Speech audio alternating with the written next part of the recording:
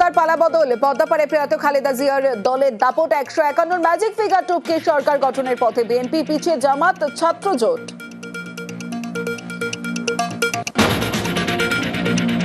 পদ্মাপাড়ে বিএনপির পালে জোরালো হাওয়া। শেখ হাসিনা সরকারের পতনের পর প্রথম ভোট, আওয়ামী লীগের অনুপস্থিতিতে বিএনপির ঝড়। 17 বছর পর দেশে ফিরে বাজিমাত জোড়া আসনে খালেদার ছেলে বিএনপি চেয়ারম্যান তারেকের জয়।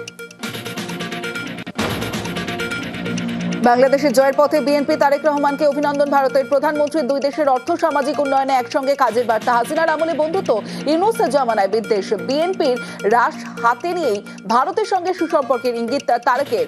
আবার কি ফিরবে মৈত্রী? জামাতের বিরুদ্ধে বাংলাদেশের রায়, ছাত্র বিদ্রোহে গত বছর শেখ হাসিনা সরকারের পতন, ঢাকার ক্ষমতা দখলে বিএনপির বিরুদ্ধে জামাত ছাত্র জোটের লড়াই। ছাত্র বিপ্লবের বাড়তি সুবিধা পেলই না জামাত শিবির। পাওনা টাকা চাইতে গিয়ে খুন, পিটিয়ে মারার অভিযোগ। উত্তর 24 পরগনা শাসনে উত্তেজনা, অভিযুক্তকে গ্রেফতারের দাবিতে বিক্ষোভ। শাসন আমিনপুর রাস্তা অবরোধ।